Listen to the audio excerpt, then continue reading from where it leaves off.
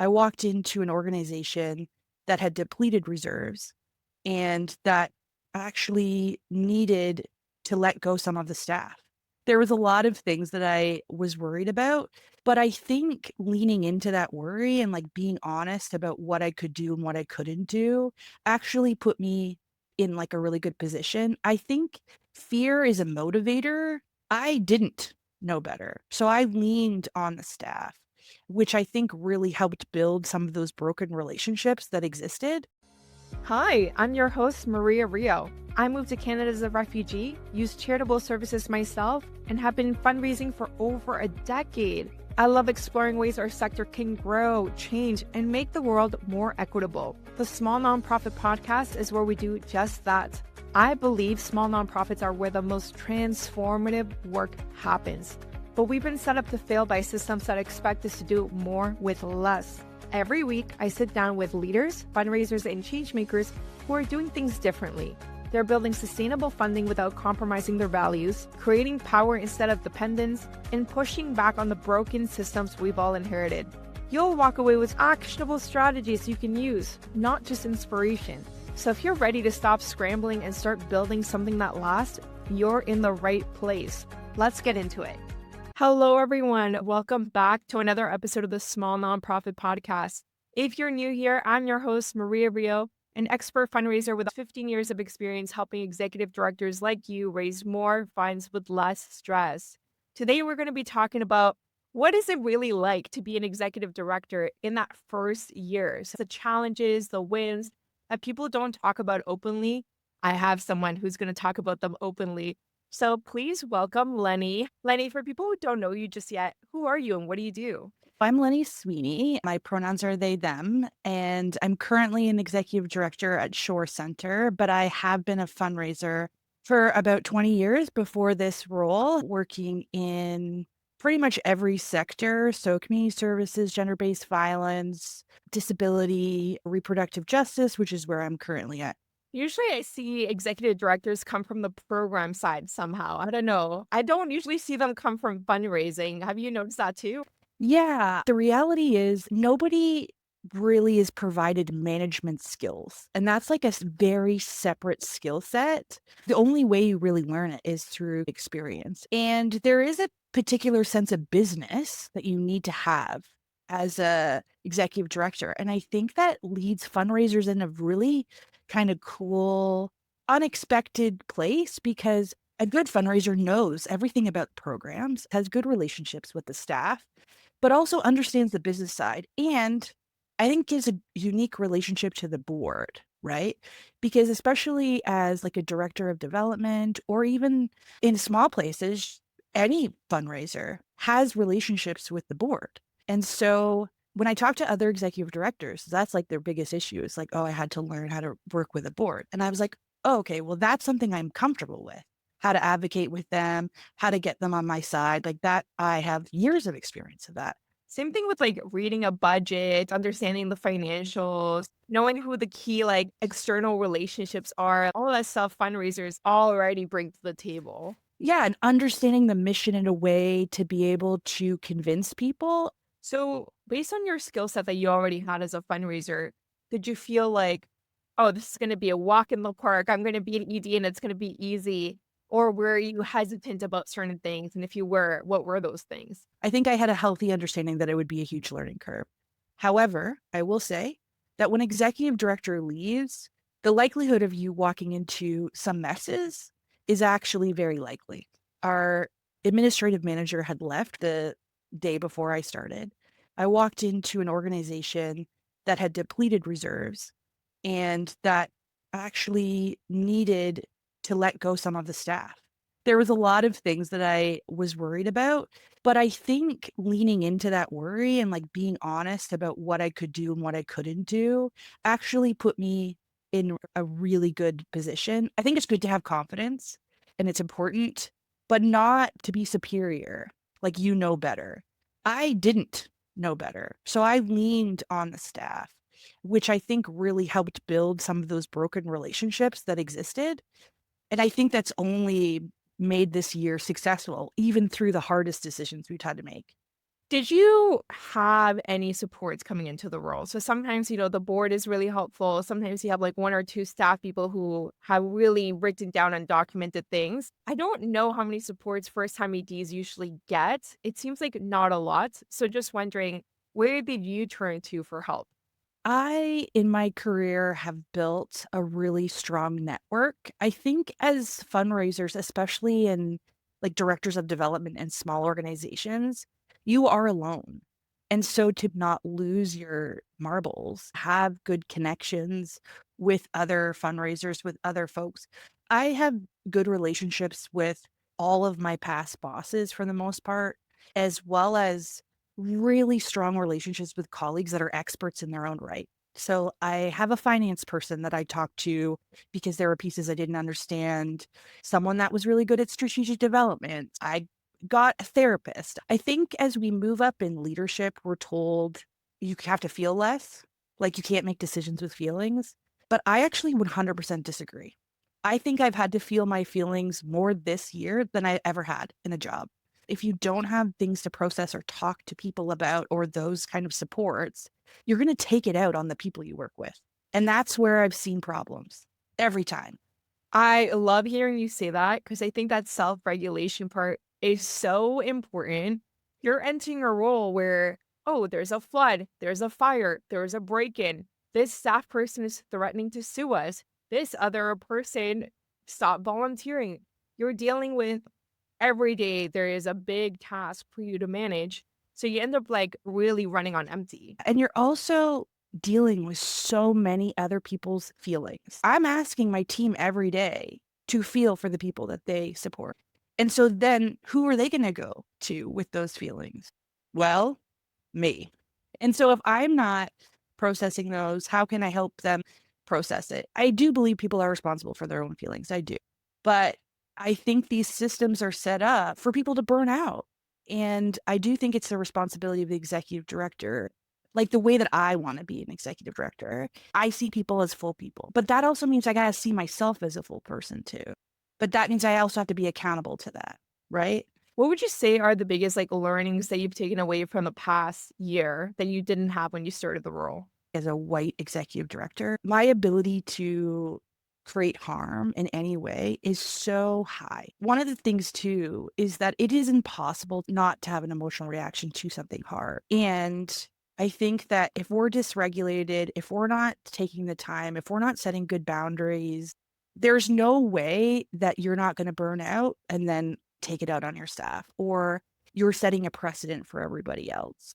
When you move closer to power, to the top of power, it is so much easier and it gets easier and easier to let go of your values. And so I think that it's more important each time you move up to be in check with those. I feel like we often get rewarded for letting go of our values. Yes, yes, yes. And it's funny, I talk to our management team all the time and I was like, ugh, let's just acknowledge that this is hard. Like the way we want to do things is hard. And that's okay too. You know, it is so easy to give in and be shitty. If you've had a bad day, take it out on someone else. Like it is so much easier when you get to that point because people will take it because you're the boss, you know? That's gross. I agree. And I think that also shows I'm getting close to burnout. That's the one thing I've learned too. It's really hard in fundraising because there is a praise that happens when you overwork. I was a major gift officer for about 4 years. I think it was just like an unwritten rule that you would go above and beyond and clock those hours. I think sometimes that's okay. I think that's life, but I think it's okay if someone doesn't agree to that as well, like not to be ostracized. Like you say, take vacation, don't take loo time, all that stuff to your team. If you're not doing it, they're not going to do it. And it's really hard because then you also have to fight with this idea like when you take a wellness day or whatever, because you're having a bad day, you feel like immense amount of guilt because we're not taught to take care of ourselves when other people are working, right? Especially if you're a people pleaser. But the way that I've shifted this thought is like, if I don't take care of myself, other people won't. So, leading by example is definitely one really important way to set the tone and set the culture. Have you been able to play around with some other ones? And if so, what were some successful ones of change management, culture change, leaving your mark on the organization? including people in change has been really different for the organization. So at this organization, all the decisions were made by the executive director. If there was a new program, all the grants were decided and written by the executive director. And what that meant is that all the program decisions came top down, which we know as fundraisers and community centric fundraising, that actually does not work. That was a big shift, but it also meant asking the team to do more in a different way. However, they wanted it. And what that has done, it means that all the hard decisions we've had to make in the last year has been informed by the team, which means that the aftermath of those decisions have been easy to shift in the culture. One thing that I think people are not going to want to hear, because it requires a lot more time, is processing. I allow a ton of space for processing. When you work for like justice oriented organizations, the likelihood of you having more neurodivergent people is very high. That means that there's a requirement for different types of needs. Processing is the biggest thing. We had a staff meeting last week and I had planned to do all of these things. Half that stuff was thrown out the window because that's not what they needed at the time. Like the things that I wanted to do at the beginning of last year with my team, the management team was like, no, you can't do that. No, they won't trust you. And now it's like, yeah, we can do that now. That's such a great idea. How do you think you've been able to build that trust with the staff and the board? Because that is like such a big barrier to moving things forward. Honestly, vulnerability. When I came into the organization, there was a very big divide between the board and the staff. There was a long period of time where there wasn't an executive director. The board made decisions that they felt were the best that they needed to do at the time that honestly really affected the team in not a great way. But it also affected the board in not a great way. Like neither groups were set up for making those types of decisions. I came in and I had all of these ideas and I really wanted to make some changes. I was like, the board, you need to do this. The staff, we need to do this.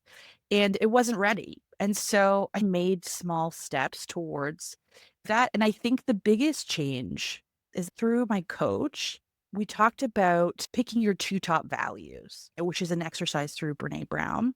And my two top values were vulnerability and justice, which meant that every kind of decision I made after that, every conversation I had was based on that.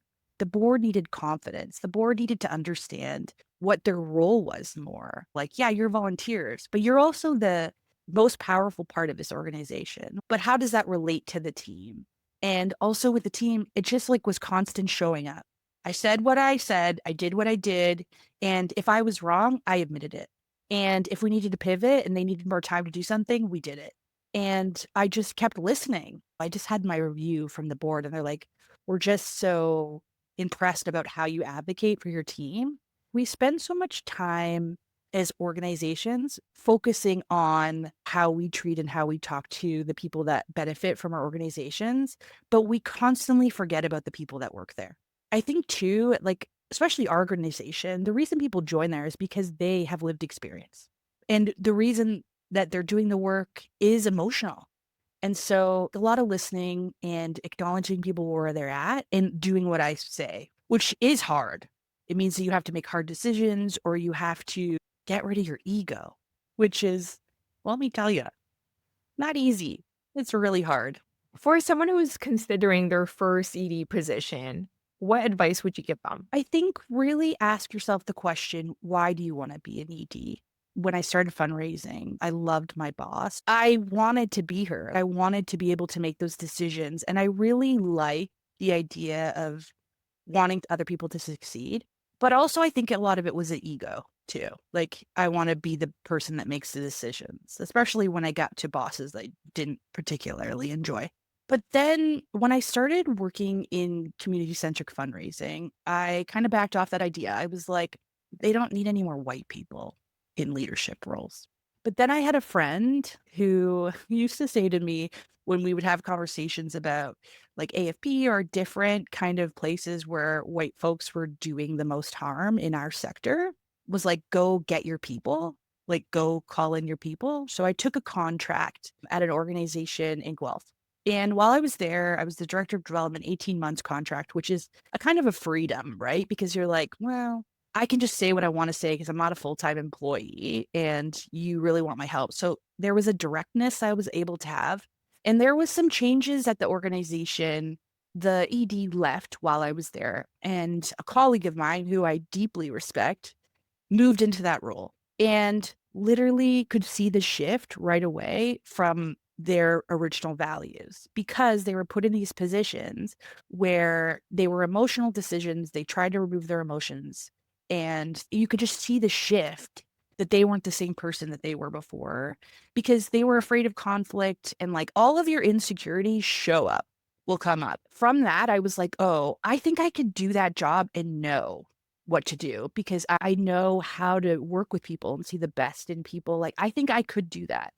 But it wasn't about ego anymore. It was more about what are my skill sets best used for? And so I think if people are thinking about being ED, you got to think being really honest with yourself of why you want to do it. And also what kind of ED you want to show up as and stick to that value because things are going to be thrown at you and you're probably going to make the wrong decision or have an emotional response. That's okay because we're human. But also, what does accountability look like? And so, for the first time ED, get a good therapist. That was like my biggest thing. I meet with my lovely therapist, Allison, every other week, Monday mornings for an hour. And it makes me such a better boss because I can be the person I want to be because I've dealt with all of my own shit, processed it. And as a neurodivergent person, too, you talked about regulation. That is already hard, right? And so, what are you putting in place? We have this conversation a lot as a sector. Like, you want these leaders that have diverse qualities, like that are neurodivergent, but what's in place to support them when they get there? Because the same expectations are in place for me. I think the other thing, too, is grace for yourself. You need to step into that role knowing you're going to probably make a ton of mistakes constantly and giving yourself grace because that allows you to be accountable to them too. And sometimes it's not even your fault, like it's the system's fault, you know? Or it's like years of history and things like that and you're only working with the information you know. So you got to be really gentle because yeah, it's very easy to get very down on yourself, which then people take out on other people. I so appreciate you coming onto the podcast and sharing the internal and external work that needs to happen to set yourself up for success because I've been seeing a lot more first-time ADs taking these roles, right? So it's either there's no one to pass the baton to who already has experience and you're training someone up internally, or your ED left and someone just has to pick up the reins, right? That is what it is. Like the organization must continue. So I just really appreciate your very like candid retelling of what this past year has been like. And I hope that our listeners get a lot out of it. That being said, Lenny, where can people continue the conversation with you? So I can be found on LinkedIn, Lenny Sweeney, or you can follow SHORE. So SHORE stands for Sexual Health Options, Resources, and Education. And we're found on every social platform and website. Nice. I'll link both of those in the show notes down below. But thank you so much for joining us. Oh, thanks for having me, Maria. And thank you all for listening to another episode of the Small Nonprofit Podcast. As always, if you would like to watch this episode, you can do so on YouTube and you can see our lovely faces over there. I know that there's a lot of you who are considering becoming an ED, or maybe you already are an ED and walked into some of the mess that Lenny described. So if you did, I hope that you are taking care of yourself first because it is very hard drinking from an empty cup and giving people that energy if you don't have it yourself. That's it for today's episode. Thank you so much for joining us. Don't forget to like, comment, subscribe, review, all of those good things to tell the algorithm that you want more content like this. We will see you here next week. Bye for now. Thank you for listening to another episode of The Small Nonprofit. If you want to continue the conversation, feel free to connect with our guests directly or find me on LinkedIn. Let's keep moving money to mission and prioritizing our well-being. Bye for now.